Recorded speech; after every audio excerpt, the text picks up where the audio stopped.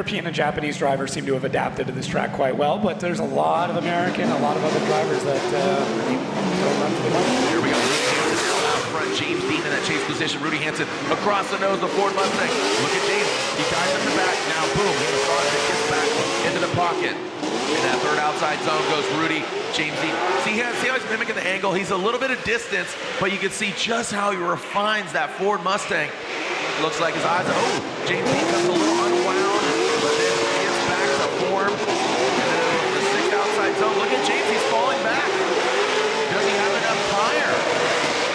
That was a topic. I was actually talking to Scott, who's James Dean's spotter at Pike Bar the other night, and we were talking about tire attrition. Yeah. You know, a lot of outside zones, you're hammering down, you're on that left, you're on that right.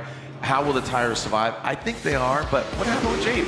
Yeah, a couple things. I mean, James really went for a big dive there on initiation through one and gets caught up a little bit by Rudy Hansen, he's doing what he needs to do. James has got to be able to predict and time that. Rudy doing a good job through a third outside zone. James now finally falling into the pocket a bit later into outside zone 4, missing a lot of 5, and I think that caught out James again. So it's one of those situations where, you know, good lead, good chase.